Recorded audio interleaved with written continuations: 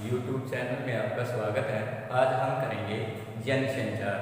अभिव्यक्ति और माध्यम में +2 और +1 क्लास में जो होता है कि जन संचार माध्यम एक पार्ट है कि जन संचार के अंदर संचार किसे कहते हैं, संचार का क्या कार्य है, संचार के प्रमुख तत्व कौन कौन से हैं, इसके जीवन में क्या क्या उद्देश्य हैं, इसके बारे में हम जानेंगे।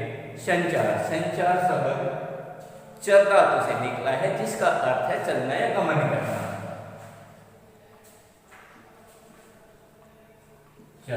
संचार शब्द की उत्पत्ति चर धातु से हुई है जिसका अर्थ है चलना या घूमना करना। इस प्रकार जो संचार शब्द है इसका अभिप्राय दो व्यक्तियों के बीच विचारों के आदान प्रदान या सूचनाओं का एक स्थान से दूसरे स्थान पर गमन करना है। जिस प्रकार बिजली तारों के माध्यम से एक स्थान से दूसरे स्थान तक पहुंचती है, उसी प्रकार जो मनुष्य के विचार हैं वह किसी माध्यम से, जैसे लैंडलाइन फोन होते हैं, इनसे, मोबाइल से, समाचार पत्रों से, पत्रिकाओं से, रेडियो से, टेलीविजन से या सामान्य उपस्थित लोगों के सामने जब व्यक्ति अपने विचार व्यक्त करता है उसे संचार कहते हैं। संचार के कुछ प्रमुख एक प्रसिद्ध संचार शास्त्री का है कि जो संचार अनुभवों की साझेदारी है कि मनुष्य के जो अपने विचार होते हैं वह उसे दूसरों के सामने व्यक्त करता है, दूसरों के विचार प्राप्त करता है, उसे समझता है, अपनी फीडबैक उसे वापिस अर्थात अपना जवाब या हाँ उसको प्रेषित करता है। अब उस संचार माध्यम के लिए कुछ साधनों की भी आवश्यकता जिसे हम संचार के प्रमुख तत्व कहते हैं। कि संचार शब्द के लिए सबसे पहले संचार के लिए किसी स्रोत या व्यक्ति की आवश्यकता होती है। किसी न किसी व्यक्ति के मन में विचार उत्पन्न होते हैं, वह अपने विचारों को दूसरों तक पहुंचाना चाहता है।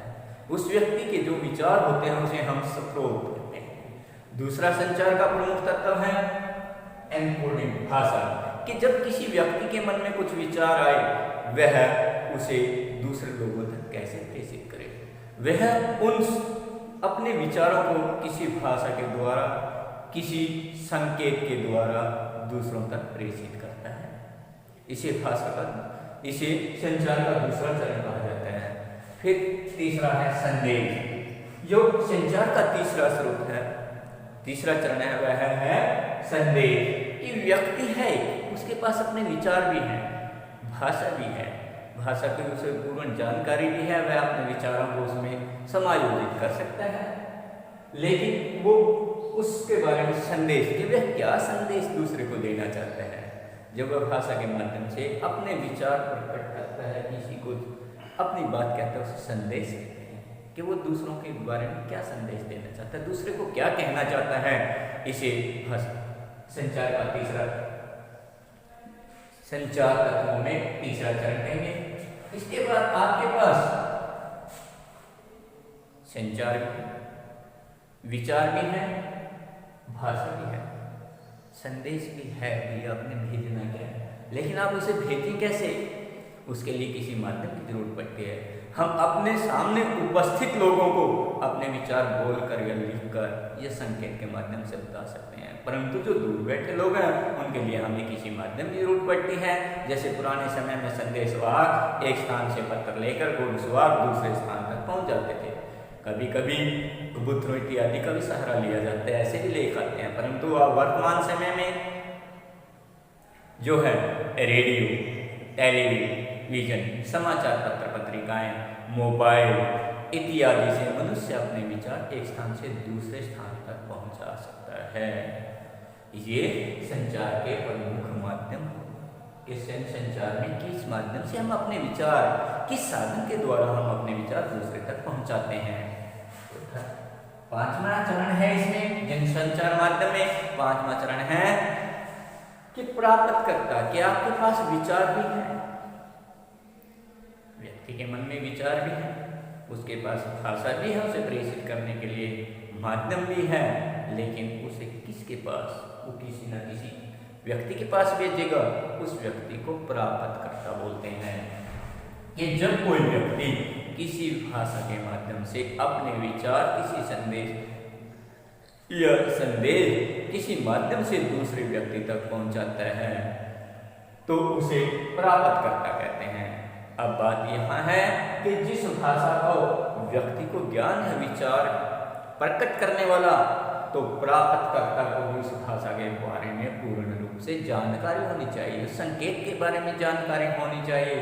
जैसे कई बार क्या करते हैं कि जो प्राप्त करता है उसे उस भाषा का पूर्ण ज्ञान होना चाहिए। उपस्थित लोगों के सामने हम बोलकर अपने विचार प्रकट कर सकते हैं। कई बार छोटा बच्चा संकेत के माध्यम से अपने विचार प्रकट करता है। किसी वस्तु को मांगना है, मान लीजिए उसे पानी मांगना है, वो इशारा करता है, इशारे से माता पिता समझ जाते हैं।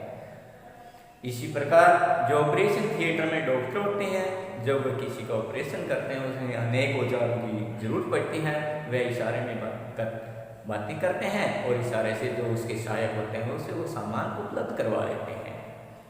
या फौज इत्यादि में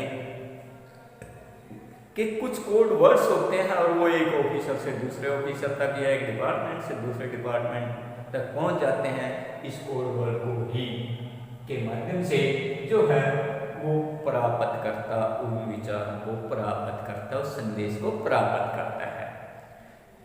अब ये हो गया कि व्यक्ति के मन में विचार है, उसने भाषा के माध्यम से, किसी माध्यम से वो प्राप्त करता तक पहुंचा दिया। उसके बाद क्या है कि फीडबैक के उस प्राप्तकर्ता का जो रिस्पॉन्स मिलता है, हाँ या ना, उसे फीडबैक कहते हैं। कि जब वो भाषा, जब वो विचार उस व्यक्ति को समझ में आते हैं, प्राप्तकर्ता को समझ में आते हैं, वह उनके बारे में अपनी राय व्यक्त करता है, उसे फीडबैक कहते हैं। मान लीजिए आपने अपने मित्र से पुस्तक मांगी, उसका जवाब हाँ भी हो सकता है और नहीं भी, परंतु वह उसकी फीडबैक बोलेंगे हम उसको। फिर आता है शोर कई बार मानसिक, शारीरिक या यांत्रिक हो सकता है। जैसे आप कई बार मोबाइल पे बातें करते हैं, पास में कोई ट्रैफिक निकल रही है, उसकी आवाज़ बीच बीच में आ रही है। किसी कारखाने फैक्ट्री में आप काम करते हैं, वहाँ मशीनों का बीच बीच में शोर आ रहा है और आपकी आवाज़ जो है वो प्राप्तकर्ता तक सही नहीं जा रही है, तो वो बाधा उत्पन्न करती है। इसलिए हमें शोर से बच के रहना चाहिए और अपने जो विचार हैं वो स्पष्ट भाषा के माध्यम से दूसरे व्यक्ति तक पहुंचाने चाहिए। इसे संचार कहते हैं। संचार वास्तव में दो व्यक्तियों के बीच विचारों का आदान प्रदान कहलाता है। यह दो व्यक्तियों के बीच में हो सकता है, एक समूह में भी हो सकता है, हजारों लाखों की संख्या में भी हो सकता है। इसे हम जनसंचार कहते हैं। आज के लिए इतना ही। आप इसको अच्छे से याद करेंगे, सोचेंगे, समझेंगे। धन्यवाद।